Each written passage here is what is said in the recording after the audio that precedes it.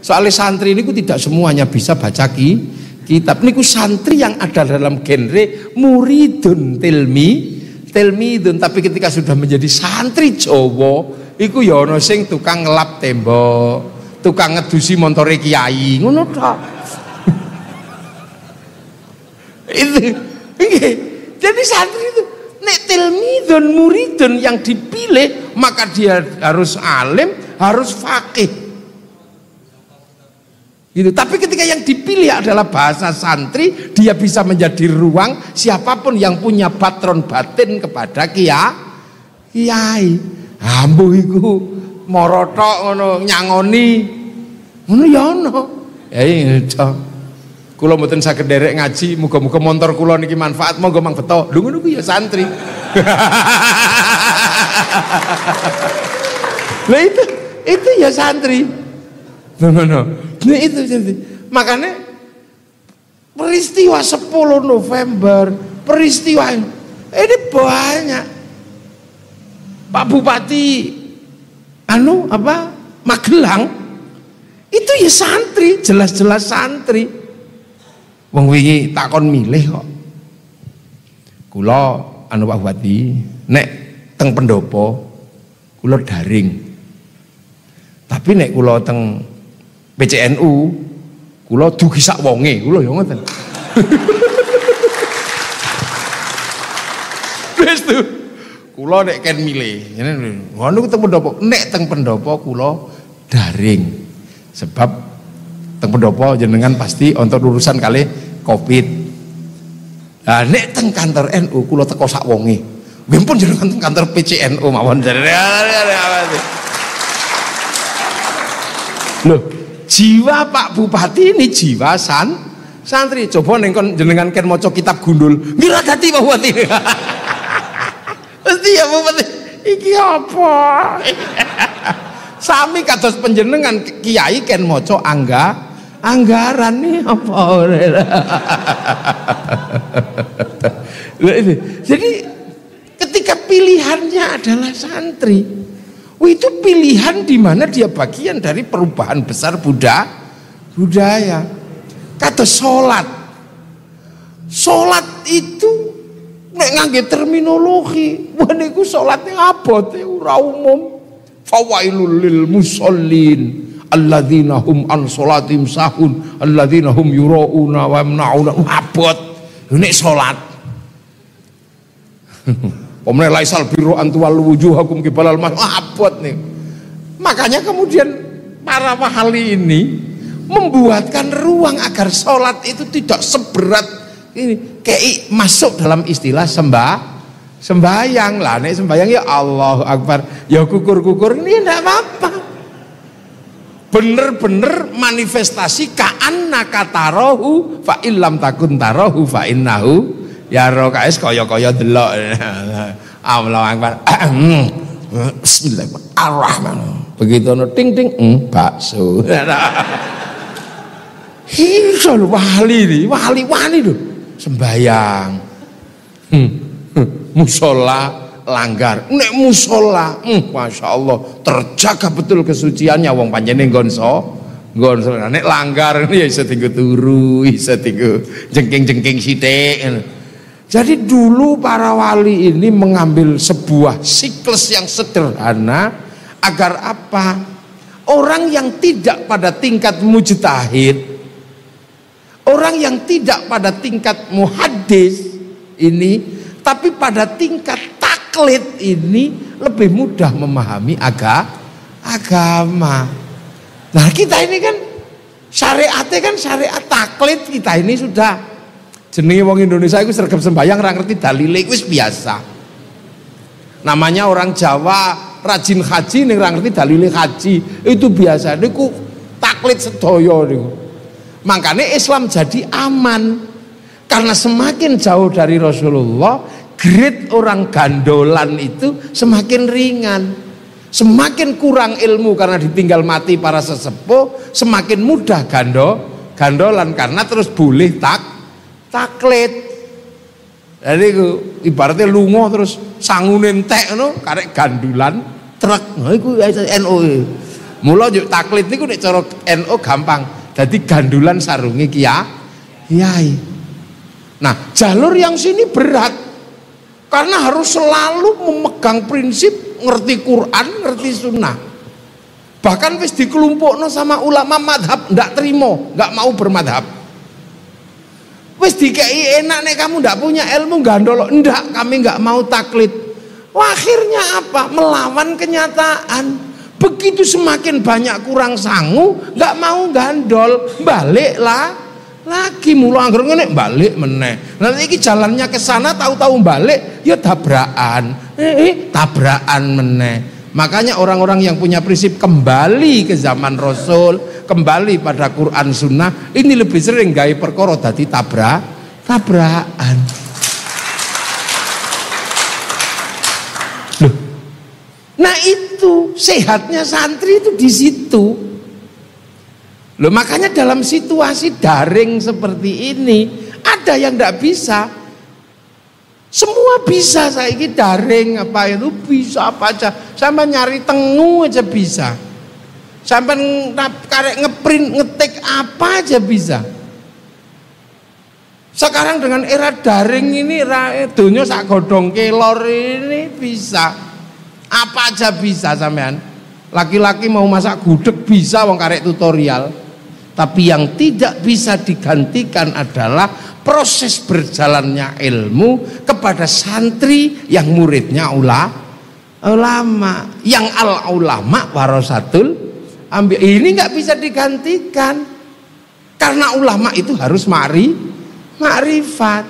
Nah, ma'rifatnya ulama tergantung pada proses yakhsyallah. Maka innama yakhsyallaha min ibadil ulama. Jadi mas'ulnya ulama itu yakhsyallah. Untuk mempelajari metodologi yakhsyallah nggak bisa dipasrahkan kepada handphone.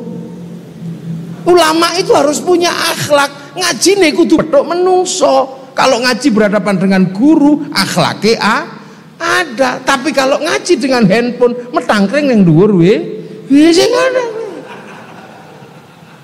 Maka ketika saya ditanya apa yang harus dilakukan, masukkan santri ke dalam pesantren, selamatkan dia dari kehilangan mas'ulnya ulama.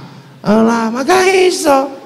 Sabar itu nggak bisa dipelajari dari daring, nggak bisa. Sabar itu harus lahir dari proses gudiken. Kukur setok. Itu kan nggak perlu diajari sabar. Sabar itu harus lahir dari proses jauh dari orang tua. Sabar itu harus melalui dari proses ditempiling guru, kuaplok karo senior. Sabar itu harus lahir dari proses ilangi jajan di dalam lemari. Itu nggak bisa digenteni, nggak bisa. Arti genteni gimana coba? Tawadhu itu nggak bisa digenteni dari daring, nggak bisa. Ikhlas itu nggak bisa digenteni teko daring, nggak bisa. Ikhlas itu hanya bisa dibentuk sempake ilang didisiki koncone. Itu ikhlas nanti. Duwike dicolong koncone, sabar. Loh, yakhsyallah itu hanya bisa dibentuk dengan cara pendidikan dan itu nggak bisa digenteni apa-apa, nggak bisa. Ayo, atau wong tua sabar, ngideki ilri koncone sabar, odole ilang sabar. Akhirnya apa? Innallaha ma'as-sabirin. Ini Gusti Allah bareng karo wong sabar. Dan pembentukan itu nggak bisa dilakukan di luar pesan. Rai iso piye? Bahkan gak usah jauh-jauh ya. Wis labib duwe pondok ya kiai. Apakah anaknya bisa dibentuk di dalam-dalamnya dewi untuk membangun mas'ul yakhsyallah? Ora iso. Ayo, sapa? Ayo omulana anak dipondokno ning omahe dhewe ora enek, ra dadi. Itu ndak bisa. Itu harus melalui proses. Dan itu bisa dilakukan di Indonesia karena di Indonesia punya sistem pendidikan yang namanya pesantren. Jadi kalau yang namanya santri yang ya Allah itu harus lulusan pesantren. Tapi pendereknya ulama yang mayuridillahu bi khairan yufaqihu fiddin bisa berasal dari manapun, yang penting patronnya adalah kiai. Lha niku maka corona pesantren ora entuk nutup kudu mlebu. Ngono nek kula. Iya rakyat turu ning pesantren ora ngaji ora apa-apa. Ndak apa-apa, barokah. Soale senajan turu ora ngaji mesti dilangkai ndase karo kancane. Nek dilongkak-langkai lak suwe-suwe sabar ndase. Ora metiti. Proses dialektika insyaallah kurikulumnya nggak bisa di luar pesantren. Dan niku makanya terus ono istilah ulama nakiroh itu kan itu. Dipaksa dadi mubtada ya ora iso wong nakiroh. Nah itulah. Nah ini nggak bisa. Dia harus khabare muqaddam mubtadae muakhir. Ini loh. Ini makanya ketika patron innama yakhsyallah min ibadil ulama ini memang santri yang masuk dalam konsep tilmidun muridun yang bisa menjadi al ulama warasatul anbiya.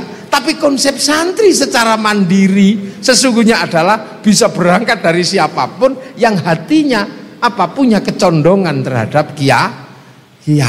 Lah ini mula jenengan aja nek hari santri ngene aja meng lomba maca kitab tok, Pak Bupati.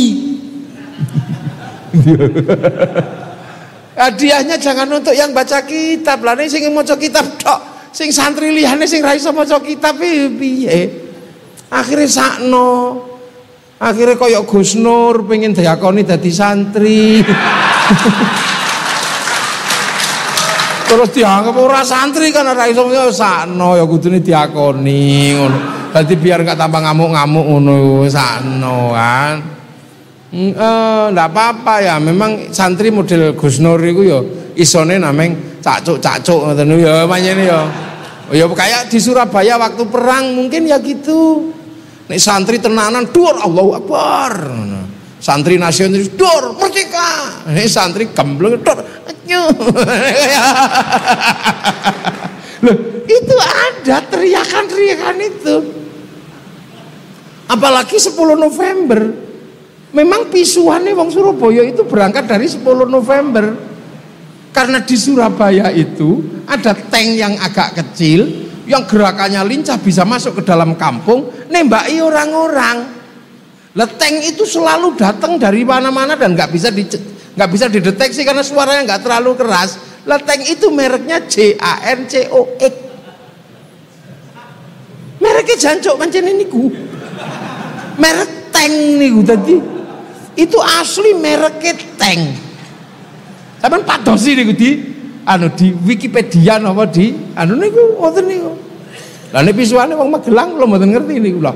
Waktu itu pasti gitu. Jadi kompleksitas santri ini memang dia bagian dari kecondongan hati kepada seorang kiai dan dia bagian dari peradaban.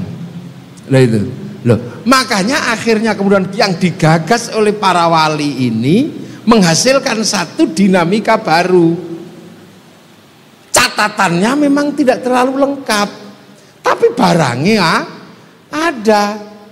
Bahwa yang dikerjakan oleh para wali ini mampu menghasilkan hilangnya struktur raja dan hamba. Dan ketika raja hamba itu hilang strukturnya, yang muncul adalah dawuhe Kanjeng Nabi, kullukum ra'in wa kullukum mas'ulun an ra'iyati. Leburan raja hamba menjadi ra'iyah.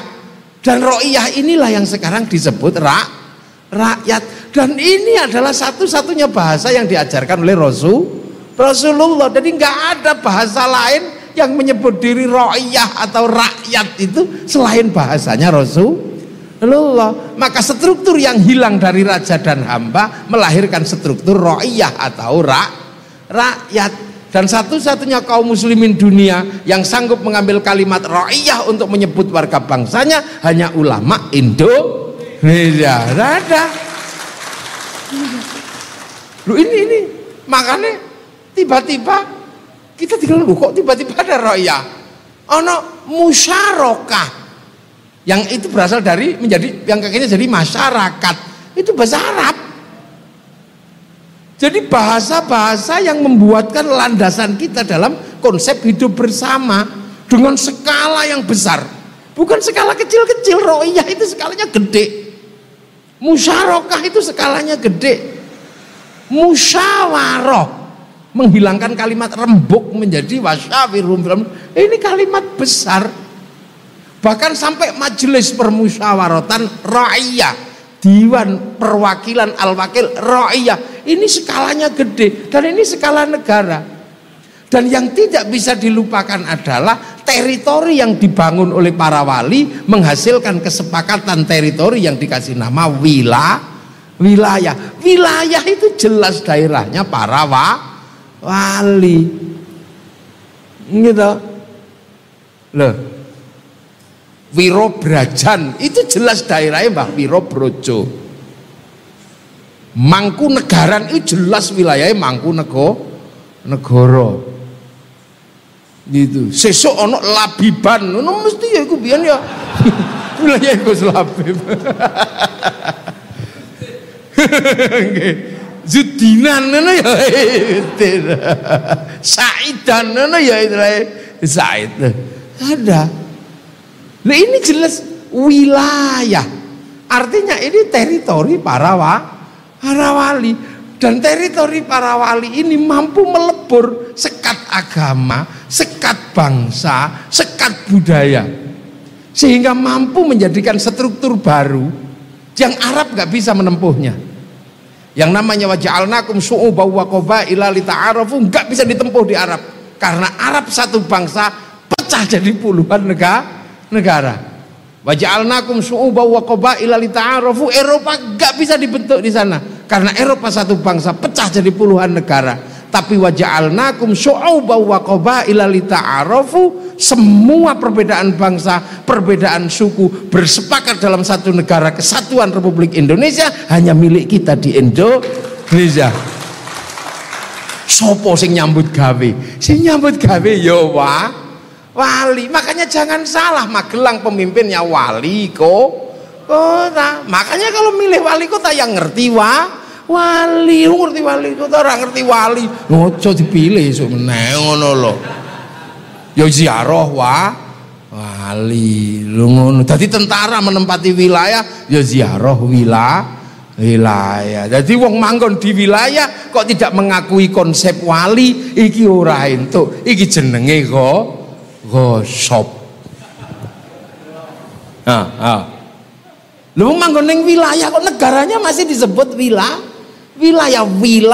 negara kesatuan Republik Indonesia. Artinya apa? Ini adalah daerahnya wali. Lah manggon ning daerah wali orang ngokoni wali, bahkan mengatakan wali itu adalah tidak ada, wali itu fiktif. Tapi anyar-anyar gawe aneh-aneh. Daerahnya para wali yang berbentuk kerajaan-kerajaan adalah bagian dari khilafah. Lewong wali ini mbok tolak kok wilayah iku anggap khilafah. Iki kapan tedul kuwi karepmu. Telat. Kalau dari dulu kamu ngakui wali, maka pendesain wilayah kamu sebut bagian dari Turki, itu bisa khilafah. Lewong iki waline sing gawe mbok tolak kok daerahe mbok sebut khilafah. Sama dengan mengislamkan Gajah Mada. Gajah Mada itu Islam, namanya Gajah Ahmada. Piye karepmu? Gajah Ahmada bagaimana? Aku ndongakno wong mati mbok anggap musyrik, kamu malah mengislamkan orang mati. Ini. Nah itu sampai sekarang masih bertahan. Apa yang disebut wilayah terlembagakan di dalam undang-undang negara.